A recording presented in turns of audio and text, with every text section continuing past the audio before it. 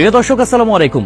হাসিনা আর যাই করুক, দেশের জন্য অনেক কাজ করেছে বলা পাবলিক গুলার জন্য একটা তথ্য জানিয়ে দিই, একটু ভালো করে শুনবেন। বাংলাদেশের বর্তমান ঋণ কত জানেন? 99.3 বিলিয়ন মার্কিন ডলার।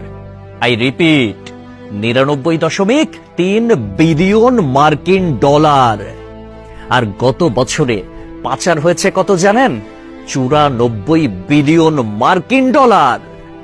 হিসাব করে দেখলাম, তিনি যেই টাকা পাচার করেছেন সেই টাকা দিয়ে মাত্র 697টা মেট্রো রেল, 397টা স্যাটেলাইট আর 36টা পদ্মা সেতু বানানো যেত।